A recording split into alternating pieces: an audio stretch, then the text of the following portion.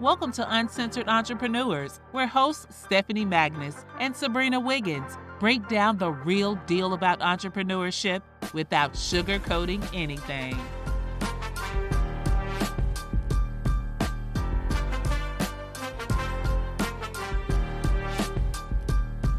Hello, everybody, and welcome to Uncensored Entrepreneurs, where we get uncensored about the things that happen in entrepreneurship. I am Sabrina Wiggins. And I am Stephanie Magnus. And we are your hosts for today on Uncensored Entrepreneurs. Today, our guest is going to be Miss Nikkita Randle, and she's going to give us some tidbits and some juiciness. So, Tony, can you drop her in so we can get started with today's chat? Hey, Nikkita, how are you today? Yeah, thanks for having me. Thank you so much for agreeing to join us today. Definitely. So give us a little bit. So we're going to allow you to introduce yourself because you can introduce yourself better than we can. So tell us a little bit more about you, and then we're going to get into twisted egg rolls. Well, my name is Nikkita Randle, and I'm the owner and founder of Twisted Egg Roll. Started Twisted Egg Roll January 2015. And actually before that, I had prior knowledge in transportation and claims. That's what I was working in for 10 years in that sector. Have my bachelor's degree from the University of Illinois at Urbana-Champaign. Got an MBA as well. So just went that normal path that most of us talk about, school, get good grades, get a good job. And that just wasn't working for me. So that's what made me venture off and start my own business. All right, then. So now let's just get into twisted egg rolls. I mean, we were trying to order some beforehand so we can be able to taste them. Yeah, we did. We didn't get a chance to. Mm-hmm. But give us a little bit more of the backstory on the name itself of the business.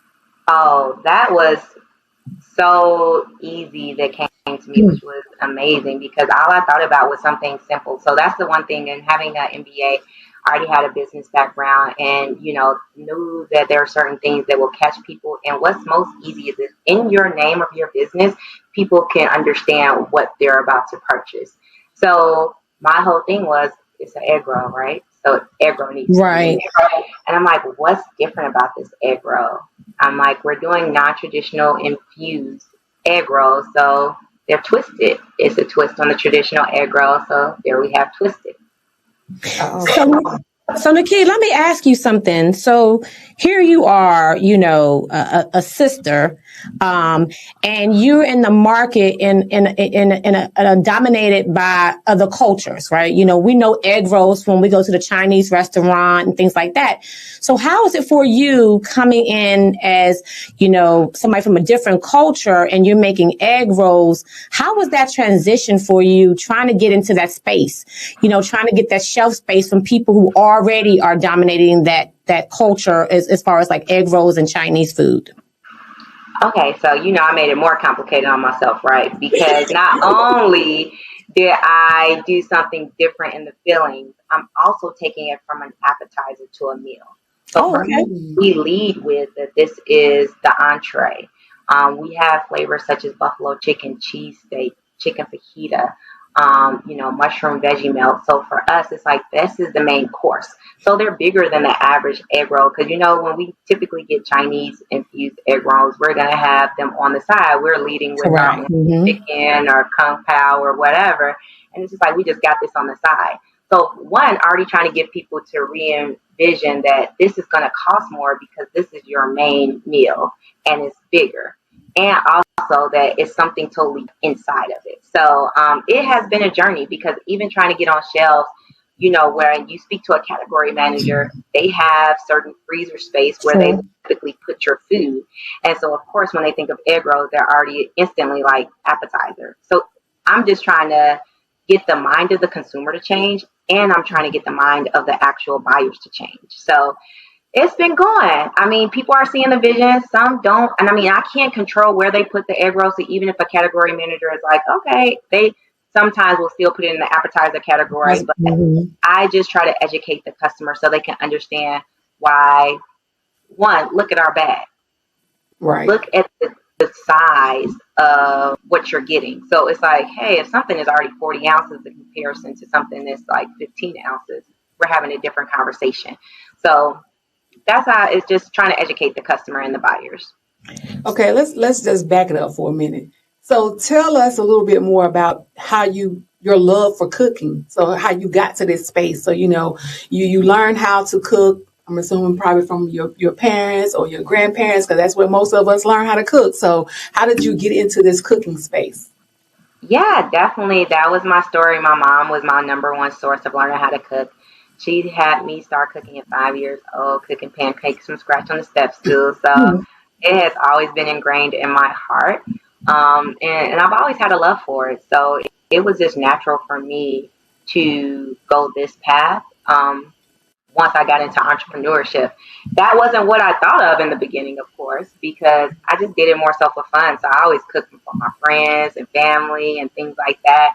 And so then once I was doing this and I realized, oh, I can make money off of this. Why am I just doing it as, a love, that love and passion into a profitability? Right. So let me go back. You mentioned, for those who don't know, when she's talking about categories and things like that, that's how you define where you are on the shelf, whether if you bread or you health and beauty. So let's go back to that. So you mentioned, so tell us, can you be found in any stores? Yes, we're currently in the Chicagoland area, the only place you can pick up in stores, but we're in Foxtrot. And we're in all Foxtrots, and then we're in Dom's Kitchen Market, which is a specialty store in there, and we're in the location in Old Town. That's awesome. So like for our viewers who are trying to do what you already accomplished, talk about that journey. Because I know for myself, I know the journey. It's really hard to get shelf space, right? Because you only get a certain amount of shelf space. Just like when you go to the bread aisle, you'll see it's packed because you get this much bread, this much space. Tell us your journey on getting into that market and getting into the stores. Like, tell us how you go about actually getting your products into the stores. So hold on a second, Nikkita. Before we jump there, I kind of want more of the story before we get to that part. Okay. Right? Okay. So when you started this journey, did you start in your kitchen? Did you go rent a space? Mm-hmm. How did you get started so that you can be able to scale? So then we're answering Stephanie's question. So, I want to be able to know how you got started. Did you start at home in your own kitchen? Did you rent out a commercial kitchen space so that you can be able to do it? Like, give us that backstory first. Mm-hmm. Yeah, because it's a long journey. Well, I will say this. Everybody's journeys is their own. So I would say when you first start off, definitely I listen to advice from other people. There's been many people that poured into me. That's why I feel like keep an open heart and mind. Take what's for you and leave what's not. But it's going to take a while for some, but then you'll look at someone else and say, how did they get on the shelf so quick? But in your mind, you think they got on there so quickly, but you don't know what happened in the background for them prepared to get to that position. And that's what some entrepreneurs don't understand. Mm-hmm. That journey, that struggle. Mm-hmm. Yeah, like my soror, who I love, Slutty Vegan, just watching her journey was amazing. But when you really look into her journey, and I've listened to interviews and different things, it's like she had a whole nother business prior to that failed. She learned from that. We don't look at it as just total failures. We like how can we learn from that? So, and I mean, it's another quote that I love that Will Smith said before, that he said, so many people say they wish they had his life. They wish they were him. Yes. No, you don't, because they're not willing to do all the things that it took to get to that position. They're just looking at the end goal or end result of what he's already put that hard work into. So I'm starting year 8. Year 8 just started yesterday. So when people are seeing me now on social media, it seems like, ooh, overnight success. Like, no, this was a journey in the making. So yes, I was at home, like he said in the beginning, just taking orders from friends. My sorority sister was the first one to pay for some egg rolls for her son's birthday party. So I can still remember those people that, poured into me, saw that vision. And I went from that to working in a commercial kitchen. And now I'm on my second commercial kitchen space. And that was a shared kitchen still. And now I have a private kitchen inside of that same building. So they gave you space in that venue to grow, so that Right. someone like say, hey, I'm in the shared kitchen space, but now a little more. And so now I've also just been granted a grant from the city of Chicago to build out my own facility. Yes. That's like And so, $74,000, right? you said how much? Like 74,000, correct? Oh no, 784,000. Oh, 784. Oh, hold on. Let me Can you Correct say that. it again for the people in the back? Yeah, I mean, 784,000. Let me correct that. yeah, That's awesome. That is yes, awesome. And it then is. how has that impacted your business? Getting that sizable grant. So the thing is, people like how we guys, how our cousins are, and they like, you hold something. They think you getting this money talking to them or something. It's like, Let me a dollar. Let me hold something. Yeah. The thing is, the city is amazing with the initiative that they have going on. So they're still only giving partial. So people don't understand that it's like right now, this is currently a $1.3 million project. So I don't even have it fully funded.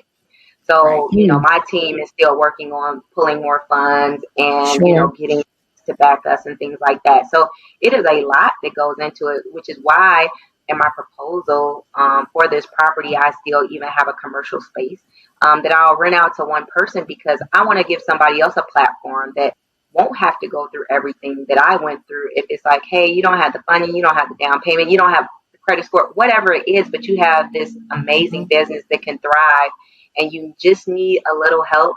That's why I'm still connecting that piece to me to help somebody else along on this journey. And that's so awesome that you said that, because reading your story, and I think this is going to also help our viewers. You touch upon that during COVID, you actually shut down for like 18 months. Yes. Talk about that. Because a lot of people would have given up. I mean, you've seen businesses, we're in the DC area. And so we've seen so many businesses that shut down due to COVID. What made you say after 18 months that I'm just going to, not only I'm going to survive, I'm going to thrive. So tell us a little bit about that. Well, I'm a believer. So for a lot of things, I'm just, grounded in the Lord. And I felt like when he gave me this vision, it was very plain. And so I just continue to trust him. So if he says this is still it, keep moving forward. That's what I kept doing. And I also feel like so many people I know you've noticed are like, I love that we're talking about entrepreneurship, because clearly I'm a believer in it. But I also believe in education. I feel like the things that I learned going to school, and they're really helping me. So me, like I said, going to get my MBA, I look at certain trends and things like that we learned in our schooling, where it's like, hey, it's about business being profitable. And if you are in business, that is literally the purpose. I don't get that. I'm like, well, it's a difference to say, I know this is going to be a year of loss because it's setting us up for a win in year 2 or 3. Why sometimes people ask for projections. But there's a big difference in looking at, if I go back right now, there is no benefit to us doing that. And that's how I looked at it, because 80% or more of our business was corporate catering. So if they literally told everybody to go home and sit down, who is our target audience? That's the main thing. I should mention that. I know some of these things seem so simple, but most people do not identify these things and just say, hey, I got a product because I like it. No. Right. Who else would like this? Who else can you convince you need this? That's what people don't get. Most of the things we buy is a want. It is. Yes. But we have to kind of shift your mindset to feel like, I need this. Like, it is a desire of mine. And so there is so much that goes into that. So for me, I realized, let's sit down, because we don't have a target audience anymore. They're at home. I can't serve them. Even one of my platforms that I used, after a couple of months, we were in, quarantine. They were like, oh, we got a few people coming back. And I'm like, how does that help us? We were catering 300 to 400, because keep in mind, people are having happy hours. They're having parties on top of just having lunches. And so I'm like, I can't come back and just start serving 20 people. That doesn't, by the time I pay payroll, pay for my hours to work in the kitchen, we're going to be at a loss. And so I took all that time to say, what are the resources that can help business owners? A lot of times we say there's nothing out there for us. And there really is. Now, I'm not saying not hard to get it because you have to dig. And that's what I spent my time digging. Right. I got certain loans with good, APR on them. I've gotten some, you just get in front of some people that give you a better platform. I also took a class just to educate on consumer packaged goods. That's the sector that you get into. So I took that course, which because of the pandemic, they were doing it for free. So it was just so many things where it was like a lot of my friends or family was like, oh, you just on vacation? I'm like, no, this is stuff I can't do. When I was working and we were working 12 days sometimes, I couldn't work on the business. I was always working in the business. And as the business owner, you need to be able to step away from that sometimes. So this gave me that space to lay a foundation for a different direction, because going to consumer packaged goods is extremely expensive. I cannot emphasize that enough. It takes a lot of money. You need a lot of cushion. I totally rebranded because now we're looking at a totally different target audience. So what is going to draw them in? What is the message I'm trying to send?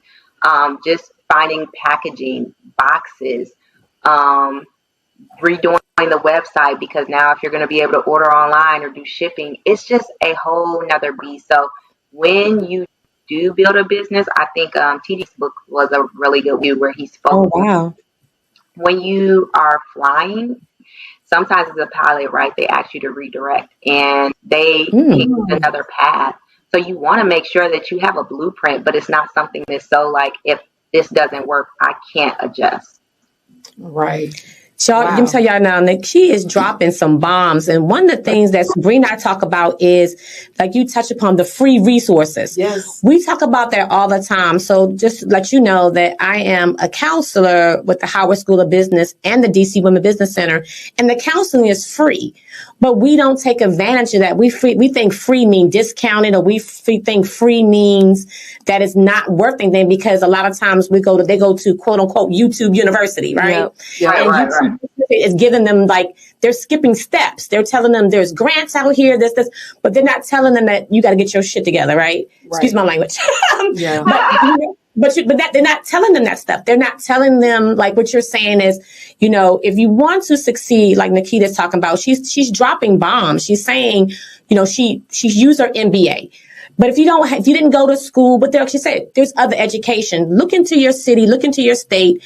There are resources there. There is no direct path. Nope. There's no, like, you don't connect remember the connect the dots, the connect the dots.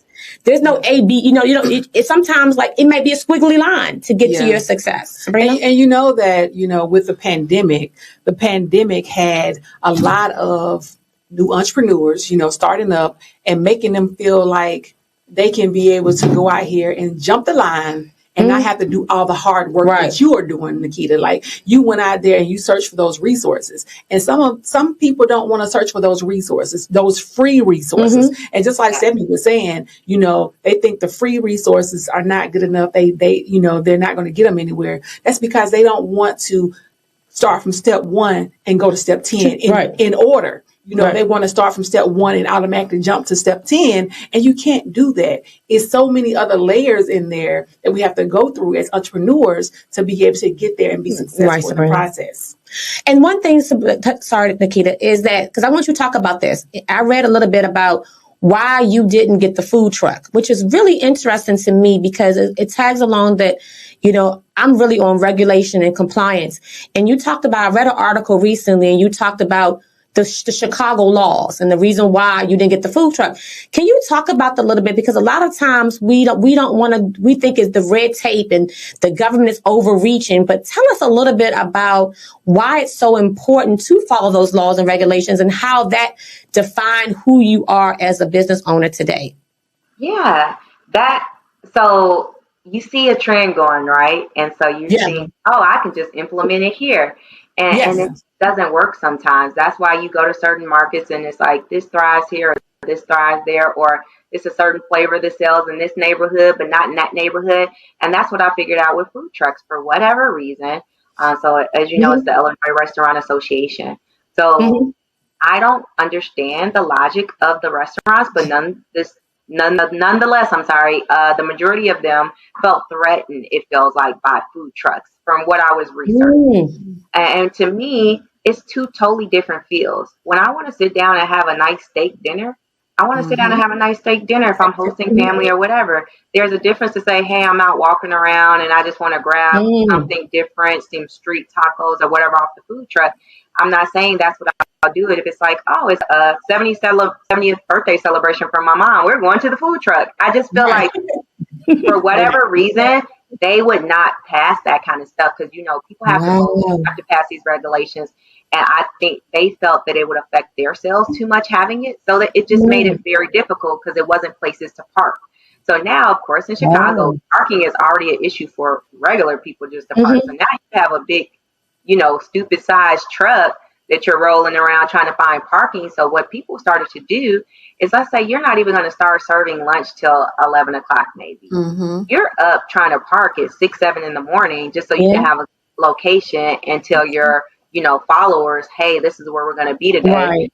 You don't want to say we're going to be there and then you get over there and there's no park. And I'm just kind of like, I don't want to spend my time like that. I don't want to get if we're not in the right place and all these different things. And, you know, like in Atlanta and Austin and different places like that, they just have like actual food truck like parks where they make it very accessible. You know, California is really big for it too. And it's just like, okay, it's not time for that here yet. And I'm not saying there aren't other people thriving. They found a pattern that works for them. But for me, that just didn't seem to make sense. And it seemed like it would be harder doing unnecessary work than really working on what I wanted to do. I wanted to get the egg rolls out to people. And I'm like, well, what's a different way I can go to get them out to people?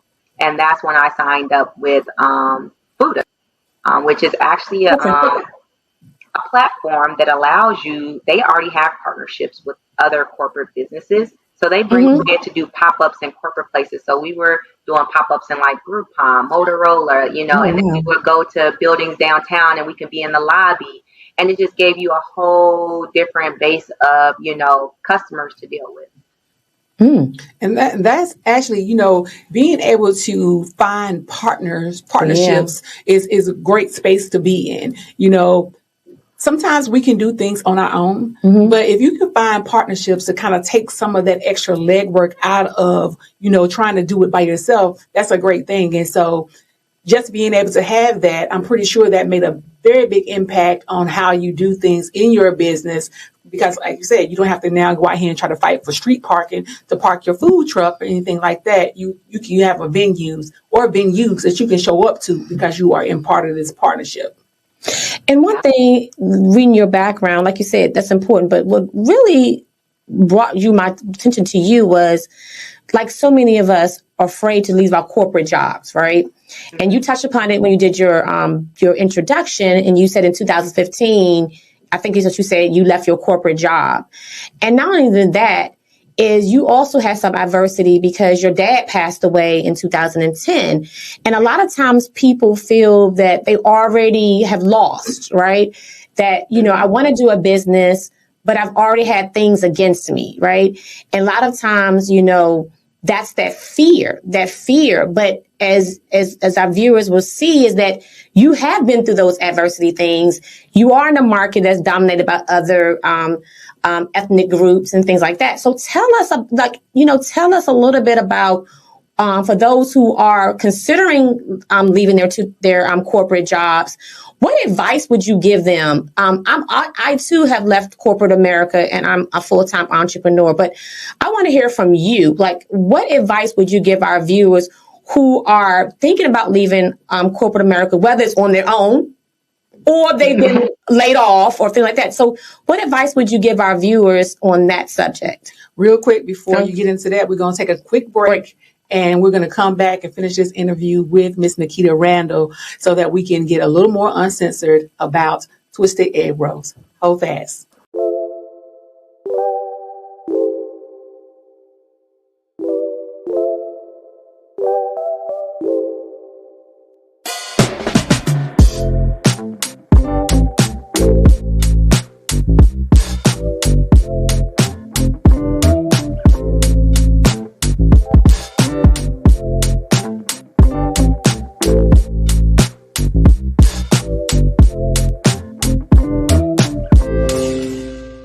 Okay, Okay, guys, we are back with Uncensored Entrepreneurs. Again, we are joined by Miss Nikkita Randle today from Twisted Egg Rolls. All right, Nikkita, we're going to go back to what Stephanie was asking you before we left for break. So, Stephanie, you want to just kind of repeat your question again? Sure. I wanted to, for those who don't know, as Nikkita said, that, not only she has an MBA, she's been in corporate America, and she actually in 2015 left corporate America. And so my question to her was, what advice would you give our viewers who are thinking about leaving?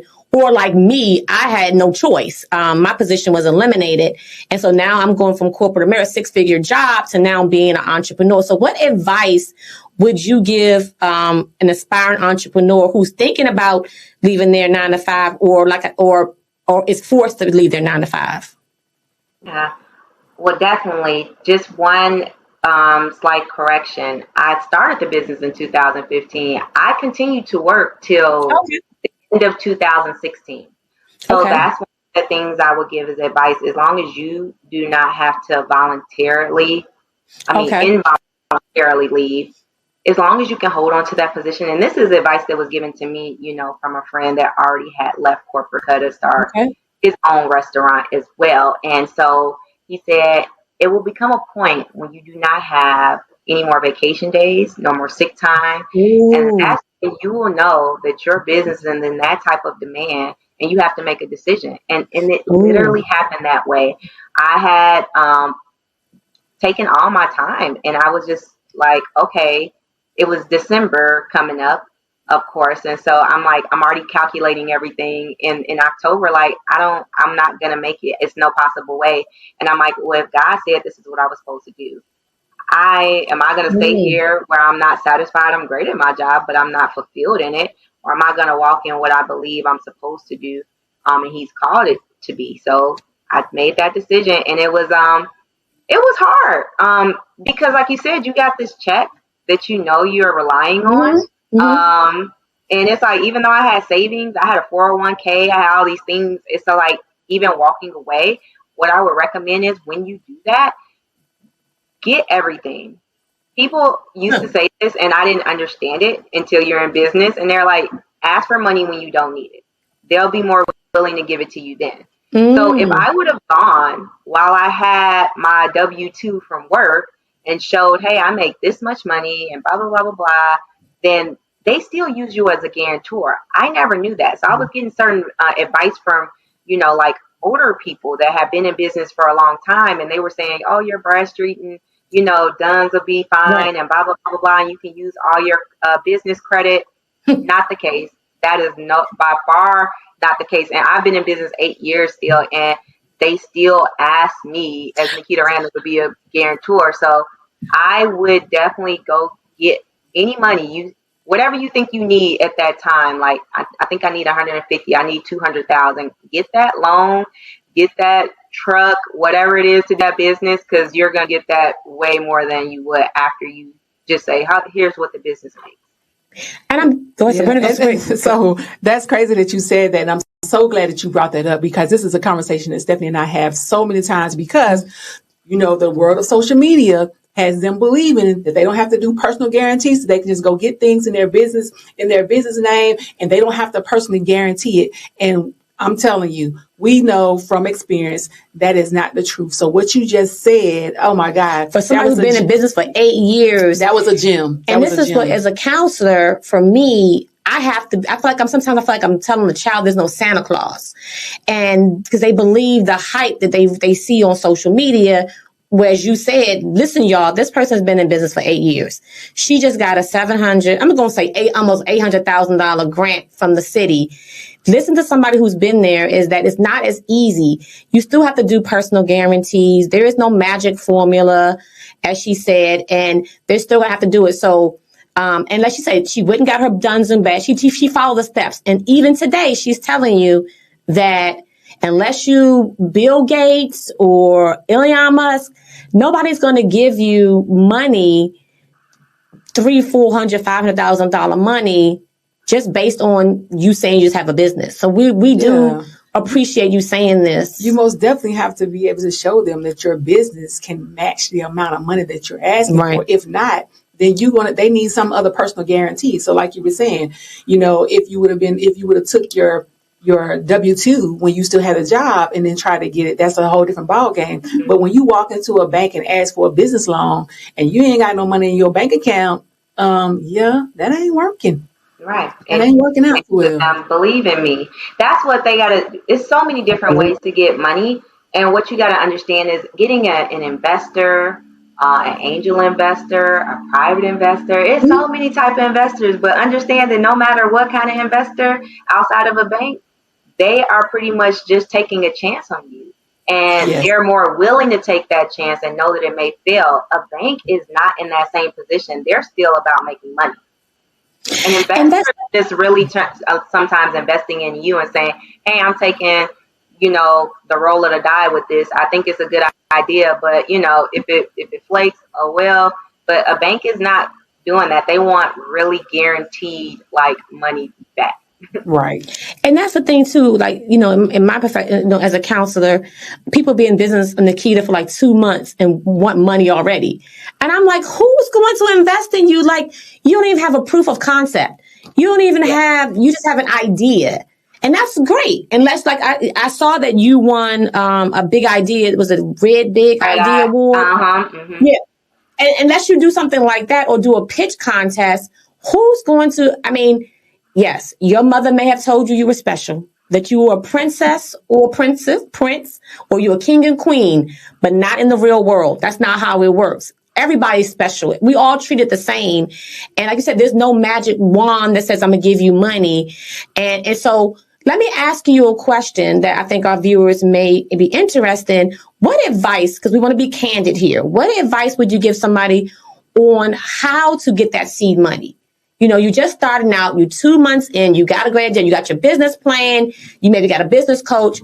What would you recommend somebody do right now to get some seed money to get their business off the ground? So it's another gem that I think we just took so lightly when we heard it is your network. Your network is your net worth. And I am telling you who I've been connected to and who you keep around you. Is super important because it has catapulted me this that some people look and say, how did she get there so quick? But it's just like you said, after I won the Red Eye Big Idea Award, 71 was there. It's an incubator space here that's based off of technology. It's the largest one. And they're super innovative. And their COO was the guest speaker that day. So they weren't even there, hey, we're here trying to really look at everybody. It's like they think they're going to be there to drop gems on them. They had people there that were supporting him just to come watch and listen and ate the egg rolls and was like, this is amazing.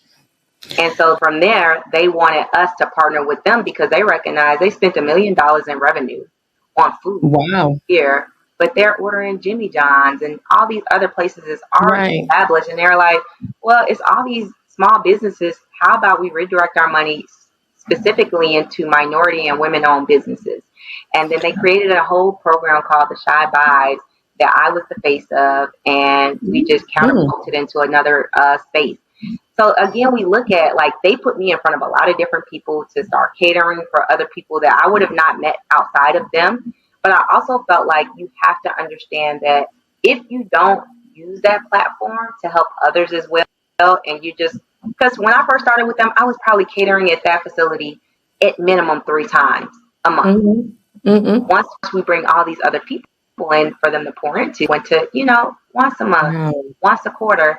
And now I don't even really cater for them anymore after the pandemic. You see what I mean? But it's so many other people that got blessed because we started that program.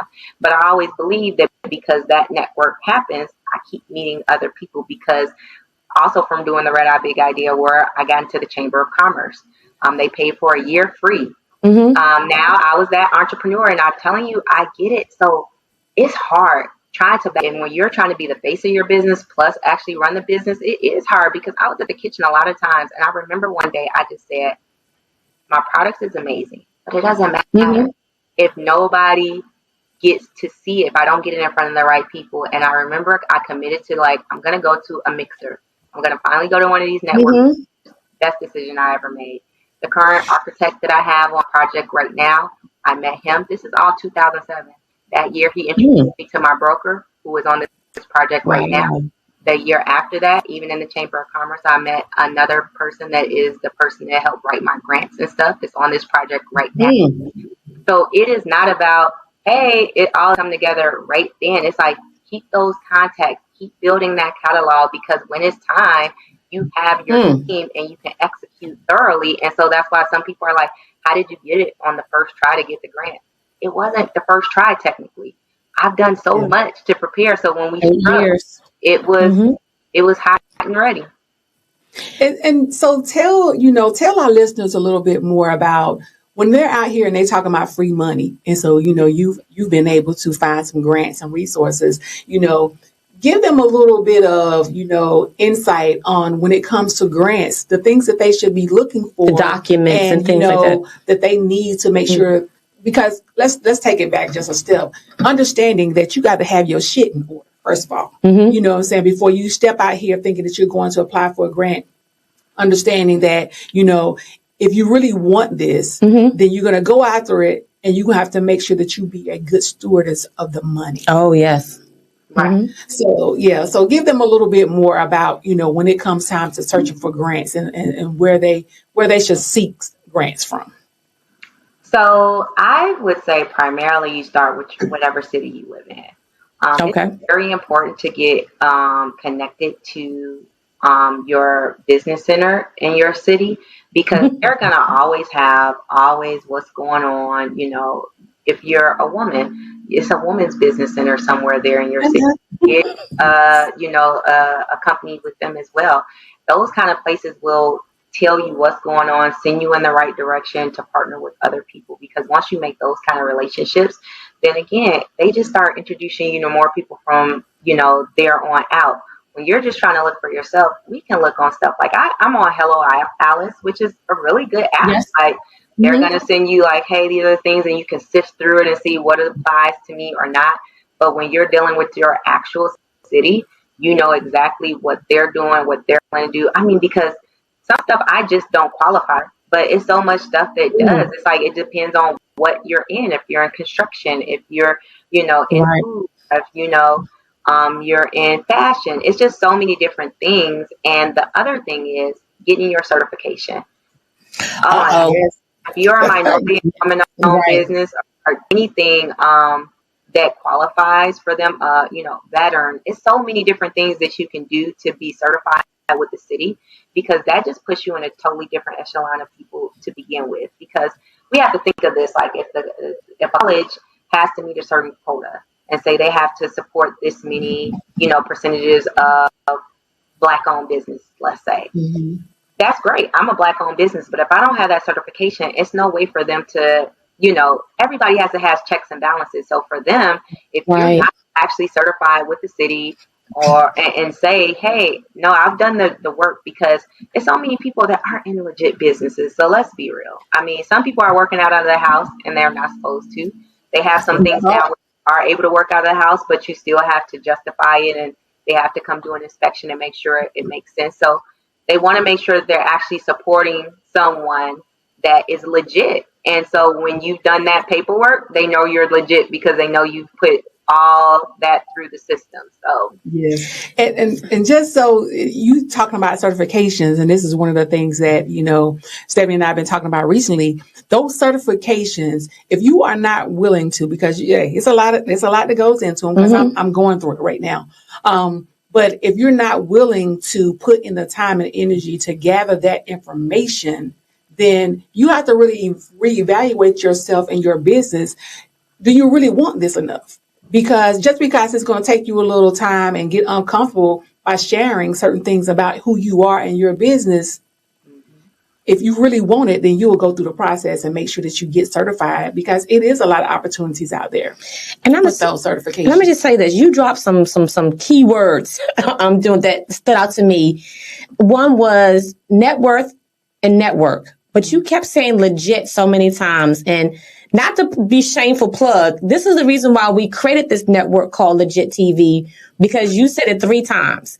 And so that is the thing, is reasons why we wanted to bring you on and why we created this network and these sessions like this, is because the word legit does mean something, And it means a lot in our world. And I wanted to say this also as well. When you talk about the Women's Business Center, this is one of the reasons why I counsel. Like I said, I mentioned earlier that I am a counselor at the DC Women Business Center, also at the Howard School of Business. And I feel like this is my way to give back, to make sure people become you. In so many ways. I mean, that's my goal. This is my ministry, you know, and you touch upon a lot of things I do in my sessions, but I wanted to make sure that we get those key words that she said. And the main, like, it's network, do the work. And one thing you said, you didn't say it, but it was discipline. You know, you were disciplined in your faith. Yeah. You know, you didn't stray away from your faith. And I got that from you. 2, you were disciplined because you had that goal. And so I just want to commend you. So when people are watching this broadcast, they can take those things from you, because I think you're inspiring. Because everybody that wants to be in your position, she's smiling, but I'm serious. You are inspiring because, you know, for me, I have over 300 clients. And when I hear stories like yours, you're going to inspire my clients who want to be where you are, especially in the food industry, especially who wants to own food trucks. And so I want to make sure that before we close out, that those key words that she signaled to, it's like a signal, it's like a message, because this is her ministry in so many ways, is now she said, now I'm trying to give back because I've been there. I know the struggles, and anything that I can do, I think it's going to help other people. And I think that's awesome. I think you're awesome, Nikkita. I really do. I really think that today you dropped some amazing gems for the people to just see and understand that anything is possible through adversities, whatever the case may be, through faith, as long as you believe and know and keep pushing forward, that you can be able to reach that goal, be a successful business owner. It's nothing that's ever going to be a walk in the park. And as aspiring entrepreneurs out there, please know and understand, do not try to take shortcuts. Do the work. And let me tell you something. Get you a mentor, get you a coach, find you a buddy, a business buddy, you know, to stay connected. Because if you try to do this alone, it gets lonely. Because Stephanie and I have been doing this for a while, and we feed off each other. Thank goodness we have each other, because I think by now I probably would have gave up myself. But talk about accountability partner. So just making sure that you have that accountability partner, somebody that you can lean on in times when you just feel like giving up, that can talk you off the ledge, because that's what we do for each other, is talk each other off the ledge. So just be diligent and understand that learning is something, and education is something that never stops. You always continue to be a sponge. Go after the information. I hate when people say that, you know, put it in the book and, you know, Black people won't go and find it. They won't read it. Don't let that be true, people. Don't let that be true. Go read. Go get into a lot of these programs. And it's so many free resources, as you guys heard Nikkita talk about. Places that she's found information, go seek it. Nobody's going to hand it to you. You have to go research it for yourself. So as we got to close out the show, we want to give you some time. We asked you a lot of questions, and I mean, you're amazing. I think you're amazing. I can't wait to try the egg rolls. I can't wait, you know, till you get the full restaurant in, Chicago. Me and Sabrina would definitely come. Let us know about your grand opening. We will be there. But, and I want to give you at least a minute or two to say whatever you want to say on your mind, whatever God has placed on your mind as an entrepreneur. What do you want our viewers to take away from you in this session? The biggest thing that I want people to take away is still like your circle. I would not be where I am right now without that support. I mean, people praying for me. People have rolled egg rolls. They have gone to events and sold for me. They have gone to make deliveries when I was still working in corporate America, and it was a big company that it's like, I at least want to get my foot in the door and go make those deliveries. It's just so many people, too many to name, that were so intricate in making this possible, and it doesn't go unnoticed at all. But to me, that was time that I took, and I've walked that way for a majority of my life, where who I have around me is super intentional. So my advice is to be intentional about who you put around you, because it is going to affect you in more ways than you can even imagine as life continues to go on. And so who would have ever thought, because Twisted Egg Roll was never on my agenda growing up. That's not what I was like, oh, I can't wait to grow up and be a chef and cook and blah, blah, blah. I didn't even go to culinary school, so I never knew that this is who I needed. All I know is I look at how you move, or how your energy comes off, and that really affects me.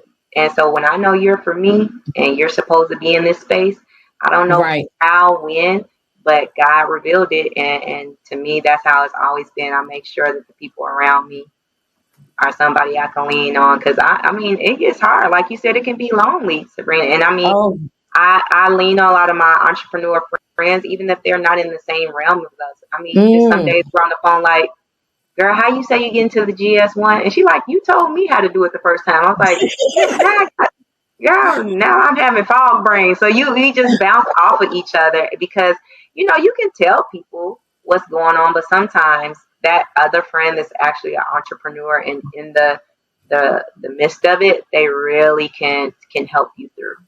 Well, that is so great, Nikkita, and we greatly appreciate you joining us today. But before we let you go, please tell people how they can connect with you, your website, your social media. Tell them how they can connect and get some of them egg rolls. Yeah. Right.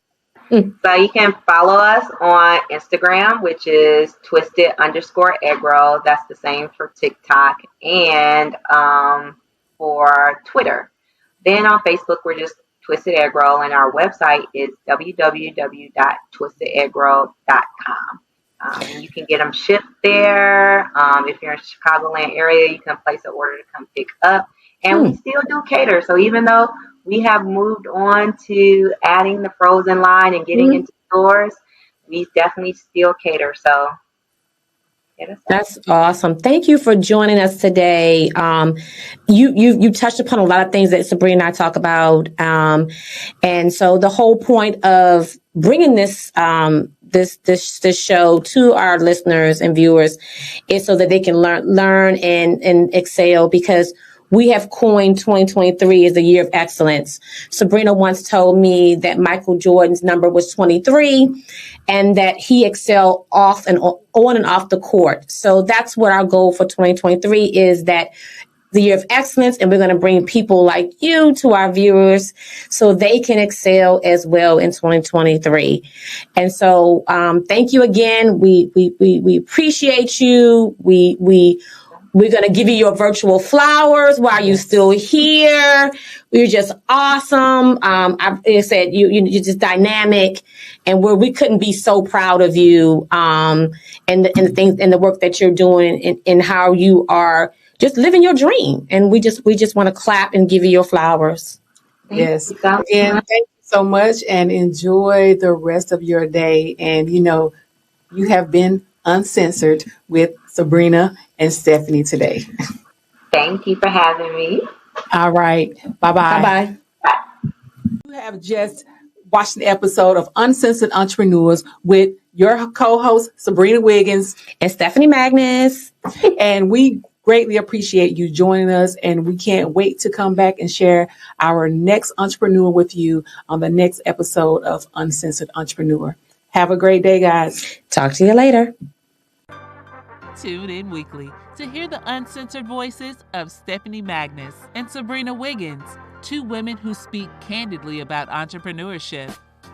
Stay connected with us at www.legittvnetwork.com.